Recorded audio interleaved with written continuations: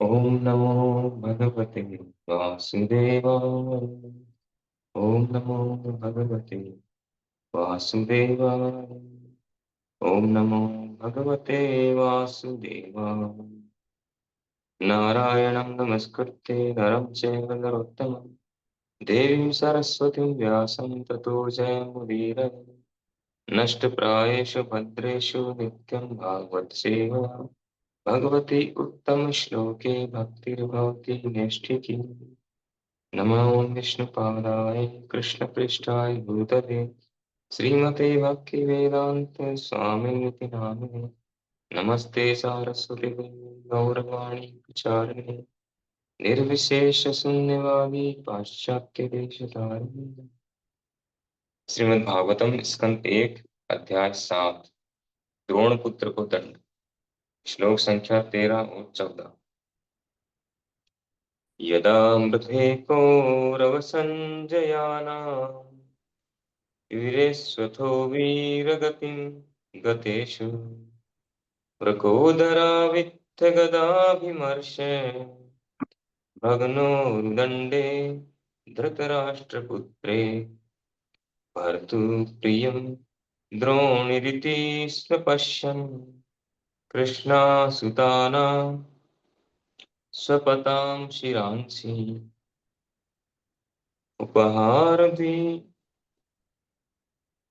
उपहारविप्रियमेव तस्य जुगुप्सितं कर्म विगर्हयन्ति।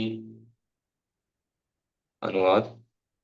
जब दोनों दलों अर्थात कौरवों तथा पांडवों के अपने अपने योद्धागण कुरुक्षेत्र के युद्ध स्थल में मारे जा चुके और मृत योद्धाओं को उनकी इच्छित गति प्राप्त हो गई, और जब भीमसेन की गदा के प्रहार से मेरुदंड टूट जाने से धृतराष्ट्र का पुत्र विलाप करता गिर पड़ा, तो द्रोणाचार्य के पुत्र अश्वत्थामा ने द्रौपदी के सोते हुए पांचों पुत्रों के सिरों को काटकर मूर्खतावश उन्हें उपहार स्वरूप ये सोचते हुए उसे अर्पित किया कि इससे उसका स्वामी प्रसन्न होगा। लेकिन दुर्योधन ने इस जघन्य कृत्य की निंदा की और वह तनिक भी प्रसन्न न हुआ।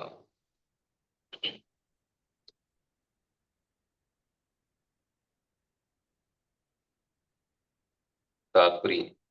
श्रीमद् भागवत में भगवान श्री कृष्ण की लीलाओं की दिव्य कथा कुरुक्षेत्र के युद्ध के समाप्त होने से प्रारंभ होती है, जहां भगवान ने स्वयं भगवत गीता में अपने विषय में कहा है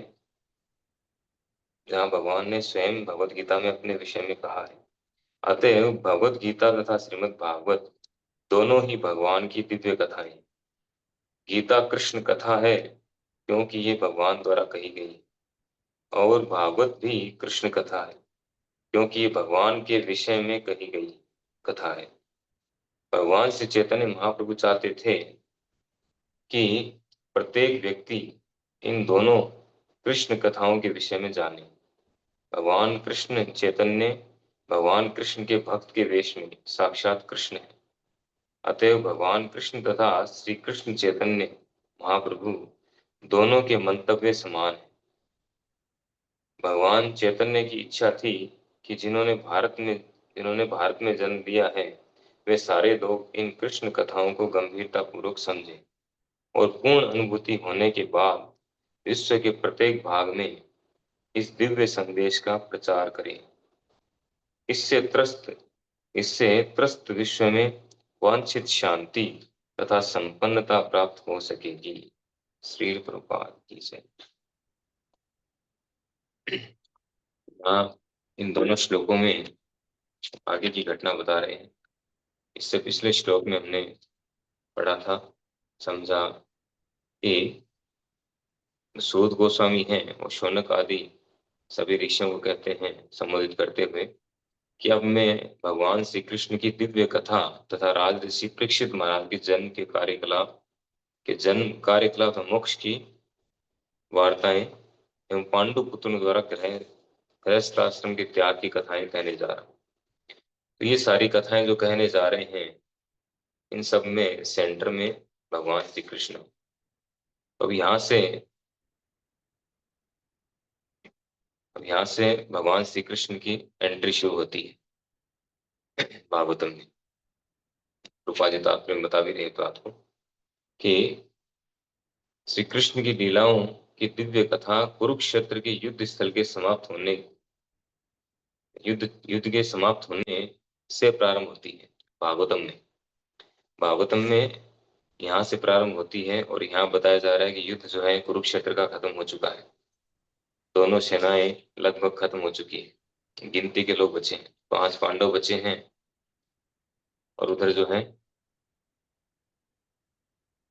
अश्वत्थामा, कृपाचार्य और दुर्योधन, धृतराष्ट्र, कुछ गिने चुने कौरव बचे। तो जब दोनों दलों, कौरव और पांडव दल जो है पूरी तरह से खत्म हो गए, इधर केवल 5 पांडव बचे थे, युद्ध पूरा खत्म हो गया।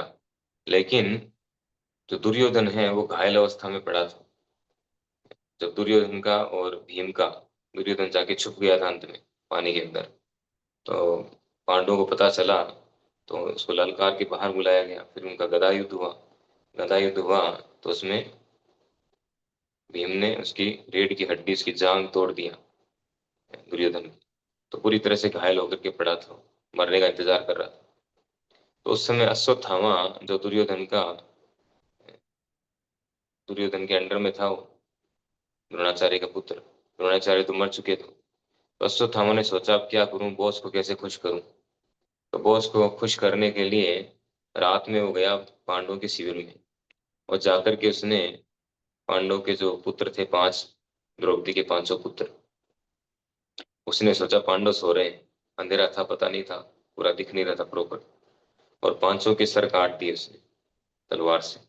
और काट करके वो डाल के, कट्टे में डाल के, बैग जो भी है लेके आ गया उनको पकड़ करके सबको। और दुर्योधन को ला करके दुर्योधन दुर्योधन के सामने प्रेजेंट किया। तो दुर्योधन ने जब देखा, जैसे ही देखते ही कहा कि ये तो पांडव नहीं है, ये तो उनके पुत्र हैं, तो उन्हें बहुत ही घिनौना कार्य किया, गलत काम किया। दुर्योधन बिल्कुल खुश नहीं हुआ। और वो भी इस तरह से रात रात को सोते हुए मारना, ये युद्ध का नियम नहीं है। अभी तो सब नियम फेल है, अभी तो सब उल्टे सीधे नियम है। पहले युद्ध के बहुत नियम होते थे, और पहले उन्होंने पूरे नियम बनाए, उसके बाद युद्ध शुरू किया।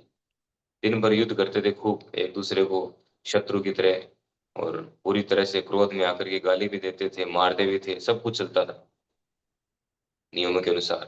लेकिन रात को जो है एक दूसरे के शिविर में जाते थे, एक दूसरे की हेल्प करते थे, डिस्कशन चलता था, उनका मीटिंग होती थी मित्र की तरह।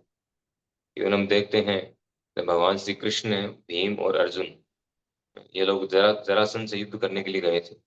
तो इनका युद्ध जो है बहुत दिनों तक चला था, करीब 1.5 महीने के लगभग युद्ध चला था। एवरी डे वो द्वंद्व युद्ध करते थे, मैदान में दोनों का युद्ध होता था, भीम और जरासंध का एवरी डे युद्ध होता था। और सूर्यास्त के बाद में जरासंध के महल में ही रहते थे, उनका जो गेस्ट रूम था वहां पे रहते थे जरासंध के साथ। डाइनिंग पर बैठ करके वहां खाना खा लेते, डिस्कशन होता था, खूब हंसी मजाक होता था। और दिन में लड़ते थे। और लड़ना ऐसा नहीं था कोई गेम चल रहा था वहाँ WWF वाला केवल दिखाने के लिए, ट्रॉफी जीतने के लिए, ऐसा नहीं था। मारना है, लक्ष्य था जरासंध को मारना, और जरासंध का लक्ष्य था भीम को मारना। तो उसी तरह से युद्ध करते थे।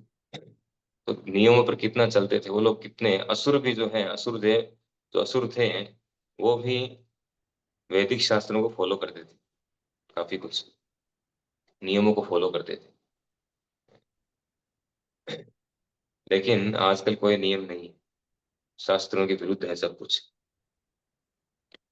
तो भीम, दुर्योधन जो है बिल्कुल प्रसन्न नहीं हुआ अश्वत्थामा से।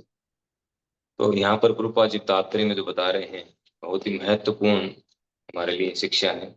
कृपा जी कह रहे हैं कि भागवतम में भगवान की एंट्री शुरू होती है कुरुक्षेत्र युद्ध समाप्त होने के बाद। और कुरुक्षेत्र युद्ध जब शुरू हो रहा था, उस समय भगवान ने भगवत गीता का प्रवचन किया अर्जुन के समक्ष। अर्जुन ने युद्ध न लड़ने का डिसीजन लिया कि मैं युद्ध नहीं करूंगा, और अपने हथियार डाल दिए। लेकिन अर्जुन भगवान के शरणागत हुए, और शरणागत होकर के कार्पण्य दोषो अपहृत स्वभाव पश्यामि त्वाम धर्म सम्मूढ़ चेता यस्से यस्से शान सा निश्चितम ब्रूहि तन्मे शिष्यस्ते हम शाधि माम त्वाम प्रपन्न। तो अर्जुन पूरी तरह से शरणागत हो गए भगवान के। पहले खूब आर्ग्यूमेंट दिए उन्होंने, ये आर्ग्यूमेंट वो आर्ग्यूमेंट, ये इसलिए युद्ध नहीं करना, इसलिए युद्ध नहीं करना, कई तरह के अच्छे अच्छे आर्ग्यूमेंट दिए। साधारण दृष्टि से तो बहुत अच्छे आर्ग्यूमेंट थे वो। और काफी कुछ वो जो वैदिक नियमों के अनुसार थे, है ना, वैदिक शास्त्रों में बताए गए नियमों के अनुसार थे सारे आर्ग्यूमेंट। लेकिन भगवान की नजर में स्पिरिचुअल दृष्टि से देखें, भगवान के अनुसार, तो आध्यात्मिक दृष्टि से वो सारे इलॉजिकल थे, वो सही नहीं थे। तो जब वो उनके कुछ समझ में नहीं आया, सारे आर्ग्यूमेंट दे के थक गए, अंत में उन्होंने क्या किया, सरेंडर कर दिया भगवान के समक्ष। शिष्य शिष्यस्ते हम शादी माम तो हम प्रपन्न। अब मैं आपका शरणागत हूँ, आपका शिष्य हूँ। मैं अपनी कर्पण दुर्बलता के कारण समझ नहीं पा रहा हूँ मुझे क्या करना चाहिए। मेरे पास सीमित ज्ञान है, मैं नहीं समझ पा रहा हूँ क्या सही है क्या गलत है। यद्यपि शास्त्रों के ज्ञाता थे, खूब आर्ग्यूमेंट दिए उन्होंने, लेकिन वास्तविकता को नहीं समझ पा रहे। तो फिर जैसे उन्होंने सरेंडर किया, तब भगवान फिर बोलना शुरू करते हैं। उससे पहले पूरा एक चैप्टर हो गया, दूसरे अध्याय के जो 6 श्लोक वो भी हो गए। इतने सारे श्लोक होने के बाद भी, इतना डिस्कशन होने के बाद भी भगवान केवल सुन रहे थे, बोले नहीं बिल्कुल। केवल अर्जुन बोल रहे हैं, भगवान केवल सुनते जा रहे हैं। क्यों नहीं बोले? क्योंकि भगवान ने सोचा अभी मुझे अपना मित्र समझ रहा है, अभी मैं बोलूंगा तो इसको थोड़ा लाइट लेगा, कैजुअल कैजुअली लेगा इसको, इसलिए भगवान नहीं बोले। लेकिन जैसे ही अर्जुन ने सरेंडर किया, कहा मैं आपका शिष्य हूँ, आपके शरणागत हूँ, आप मुझे बताइए मेरे लिए क्या श्रेष्ठ करें, तो श्रेय है मेरे लिए, अ, कल्याणकारी है वो बताइए। श्रेय यानी कल्याणकारी। तब भगवान बोलना शुरू करते हैं। भगवान क्या कहते हैं? अस कुतस्त्वाकस्मलमिदं, कि तुम्हारे मन में कचरा कहाँ से आया, ये कलमश तुम्हारे मन में कहाँ से आया, सीधा डांट लगाते हैं अर्जुन को। तो वहां से भगवान का प्रवचन शुरू होता है, गीता का ज्ञान, भगवान के द्वारा गाया गया गीत। तो ये रूपा जी यहाँ पे कह रहे हैं कि गीता कृष्ण कथा है, यानी स्वयं भगवान ने बताई है। सारे शास्त्रों का निचोड़ निकाल करके भगवान ने दे दिया है। सारे शास्त्रों में भगवान के द्वारा जो सिद्धांत दिए हुए हैं, क्या सही है क्या गलत है, क्या करना चाहिए क्या नहीं करना चाहिए, जो मनुष्य जीवन जीने के लिए क्या क्या जीवन मूल्य हैं, कैसे हम अपलिफ्ट होकर के भगवान के पास वापस पहुंच सकते हैं, सब कुछ भगवान ने सारा ज्ञान गीता में दे दिया। कुछ भी ऐसा नहीं है। ज्ञानम तेहम स विज्ञानम इदम वक्ष्याम्य शेषतः। भगवान ने कहा कि इस ज्ञान को प्राप्त करने के बाद कुछ भी जानना शेष नहीं रहेगा, कंप्लीट है ये। तो गीता का ज्ञान भगवान ने दिया। गुरुपाद जी यहाँ पे कह रहे हैं कि वो गीता का ज्ञान क्या है, वो कृष्ण कथा है, भगवान के द्वारा कही गई कथा है। और दूसरा है भागवतम। भागवत जो है वो क्या है, वो है भगवान कृष्ण के विषय में कही गई कथा है, वो श्री कृष्ण के द्वारा कही गई कथा है। और भागवत जो है श्री कृष्ण के विषय में कही गई कथा है, उनकी लीलाओं की कथा है। तो दोनों ही बहुत ही महत्वपूर्ण है, सभी के लिए महत्वपूर्ण है। और जो भक्त हैं, जो आध्यात्मिक जीवन में आगे बढ़ना चाहते हैं, उनके लिए तो वेरी वेरी इंपॉर्टेंट, सबसे ज्यादा महत्वपूर्ण दोनों।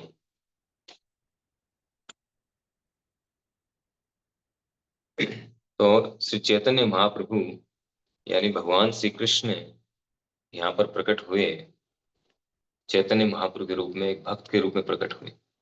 और क्यों प्रकट हुए, क्या चाहते थे वो? वे चाहते थे सभी को कृष्ण प्रेम प्रदान करना, पंचम पुरुषार्थ।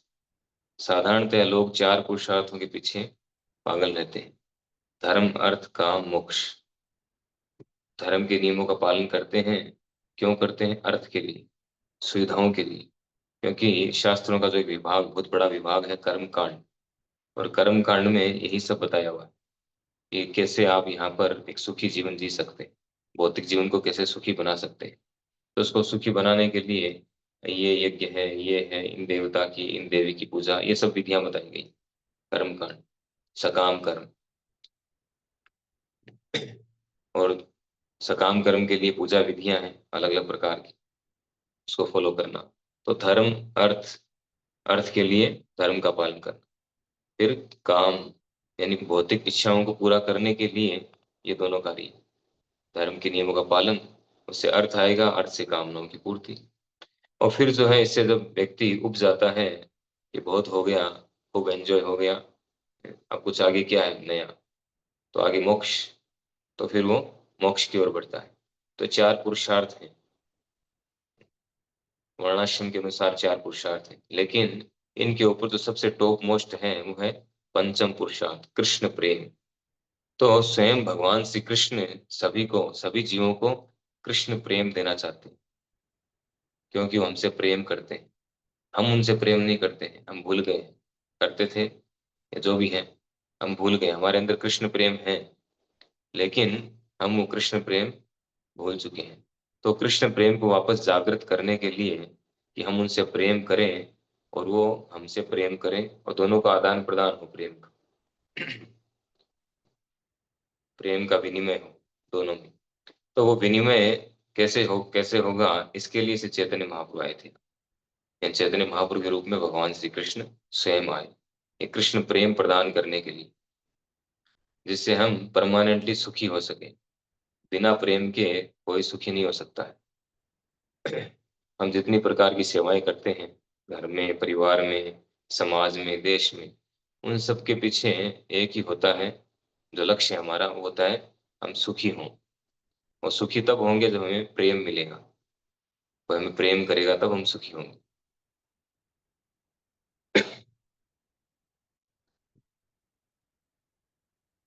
सच्चा प्रेम, झूठा नहीं। झूठा ही सही, पल भर के लिए कोई हमें प्यार कर ले, झूठा ही सही। तो उससे टेम्पररी प्रसन्नता मिल सकती है हमें, थोड़ी देर के लिए टेम्पररी सुख मिल सकता है, लेकिन वास्तविक सुख नहीं मिलेगा। वास्तविक सुख तब मिलेगा जब हमसे कोई सच्चा प्रेम करेगा। और सच्चा प्रेम जो है, वो या तो भगवान करते हैं, और या उनके शुद्ध भक्त जो है वो हमसे प्रेम करते हैं, तभी प्रचार करते हैं। तो भगवान हमसे प्रेम करते हैं, इसलिए भक्त के वेश में आकर के और उन्होंने कृष्ण प्रेम वितरित किया। तो कृष्ण प्रेम जो है, भगवान चैतन्य महाप्रभु यहाँ से चले गए, उसी समय चले गए कुछ वर्षों के बाद वापस। तो अब हमें कैसे प्रेम मिलेगा जो हम बाद में आए हैं? तो हमें प्रेम मिलेगा जब हम भगवान की लीलाएं, कथाएं, भगवान श्री कृष्ण की जो कथाएं हैं, उनके द्वारा जो गाया गया गीत है, श्रीमद् भगवत गीता है, उनके बारे में जो गया बताया गया है, श्रीमद् भागवत है, इसका जब श्रवण करेंगे तब वो प्रेम हमें प्राप्त होगा। श्रीमद् भागवतम अमलम पुराणम अमलम प्रेमा पुमार्थो महान। तो ये श्रीमद् भागवत जो है, ये वो कृष्ण प्रेम प्रदान कर सकता है, पंचम पुरुषार्थ। तो भागवत का श्रवण करना सबसे ज्यादा महत्वपूर्ण है। श्री चैतन्य महाप्रभु क्या चाहते थे, रूपा जी बता रहे हैं कि भगवान श्री चैतन्य महाप्रभु चाहते थे कि प्रत्येक व्यक्ति इन दोनों कृष्ण कथाओं के विषय में जाने। ये हमारा लक्ष्य है। भगवान कृष्ण चैतन्य और भगवान कृष्ण के भक्त के वेश में साक्षात कृष्ण है। श्री कृष्ण चैतन्य, राधा कृष्ण नहीं है। अर्थात श्री चैतन्य महाप्रभु स्वयं श्री राधा कृष्ण है, कोई दूसरे नहीं है। और दोनों का मंतव्य एक है। अगर दोनों एक नहीं होते तो कुछ और बताते, और कोई फिलोसफी बताते, लेकिन उन्होंने हरे कृष्ण महामंत्र दिया, भगवान श्री कृष्ण का नाम दिया, हमें श्रीमद् भागवत की महत्ता बताई, भगवत गीता की महत्ता बताई, क्योंकि दोनों का मंतव्य एक है, हमें कृष्ण प्रेम प्रदान करना। तो भगवान से चैतन्य महाप्रभु की इच्छा क्या थी? भारत भूमि ते मनुष्य जन्म है यार, जन्म सार्थ करी कर पर उपकार। ये उनकी इच्छा थी कि जिस व्यक्ति ने भारत भूमि में जन्म लिया है, ये भारत भूमि जो है बहुत महत्वपूर्ण है, बहुत बहुत महत्वपूर्ण है। भागवतम के पंचम स्कंद में बताया गया है, जो देवता हैं, देवी देवता, वो प्रार्थना करते हैं भगवान से कि हमें भारत भूमि में जन्म दीजिए। यद्यपि स्वर्ग लोक में रहते हैं, उच्च लोकों में रहते हैं, वहाँ यहाँ से हजारों हजारों गुना ज्यादा फैसिलिटी है। हमारी सोच के परे इतनी फैसिलिटी है वहां पर। लेकिन वो भी चाहते हैं कि भारत भूमि में हमें जन्म मिले। क्यों मिले? क्योंकि भारत भूमि जो है वह भूमि है जहाँ स्वयं भगवान प्रकट होते हैं, प्रकट हुए हैं और प्रकट होते हैं। तो डिक्लेयर किया है, मैं प्रकट होता रहता हूँ। और पहले के हजारों लाखों बार प्रकट हो चुकी है। तो इतनी पवित्र भूमि है जहाँ भगवान ने लीलाएं की है, जहाँ रमण किया है, खेले हैं अपने गोपालकों के साथ में, पूरे भारतवर्ष में भ्रमण किया है। जिस जिस अवतार में आए हैं, जिस रूप में आए हैं, भगवान रामचंद्र के रूप में आए तो उन्होंने भ्रमण किया अलग अलग स्थानों पर। भगवान श्री कृष्ण आए तब उन्होंने सब जगह भ्रमण किया। चैतन्य महाप्रभु के रूप में आए तब उन्होंने पूरा साउथ इंडिया, इधर द्वारका, अयोध्या, सब जगह भ्रमण किया। तो भगवान खुद यहाँ पर विचरण किया, भगवान ने यहाँ भ्रमण किया। ये बहुत महत्वपूर्ण भूमि। दूसरा, यहाँ पर ऐसा माहौल है कि हम भजन कर सकते हैं। बाहर के देशों में जाएंगे, कुछ जगह पे छोड़ के बाकी ऐसा माहौल नहीं है। आप भजन नहीं कर सकते ओपन में, बहुत मुश्किल है। अंदर रूम में बैठ के करना पड़ेगा। आप ये ड्रेस पहन के नहीं घूम सकते हो, माला लेके नहीं घूम सकते, तिलक लगा कर, कंठी पहन के, नोट अलाउड। तो भारत में कितना सरल है भक्ति करना, कितना आसान है। तो भारत भूमि में जिस व्यक्ति ने जन्म लिया है, चैतन्य महाप्रभु की इच्छा थी वे क्या करे? जन्म सार्थक करी, वे अपना जन्म सार्थक करे, स्वयं का जन्म सार्थक करे, यानी कि अच्छे भक्त बने, अच्छे भक्त बने। और वो दिव्य जो कृष्ण प्रेम है उसका आस्वादन आस्वादन करे, वो कृष्ण प्रेम रस प्राप्त करे, और फिर सबको उसको वितरित करे। ऐसा नहीं खुद जो है हजम करके बैठ जाए, खुद का जीवन सार्थक हो गया, भजनानंदी बन के बैठ जाए, हमें क्या करना दुनियादारी से। ऐसा नहीं है। रूपा जी कई इसके तात्पर्य में बताते हैं कि शहर में जाकर, शहरों में, भीड़ भाड़ वाले इलाकों में, शहरों में जाकर के और वहां जाकर प्रचार करना चाहिए। भीड़ भाड़ वाले जो इलाके, वहां जाके प्रचार करना चाहिए। ऐसा नहीं मुझे तो शांति चाहिए, मैं जाके जंगल में बैठ जाऊंगा, ऐसा नहीं होना चाहिए। तो खुद का जीवन सार्थक करें। और यहाँ भी साफ साफ कह रहे हैं कि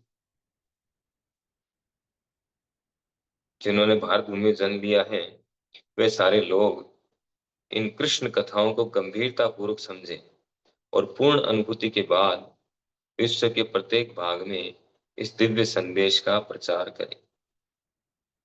इससे त्रस्त विश्व में वांछित शांति तथा संपन्नता प्राप्त हो सकेगी।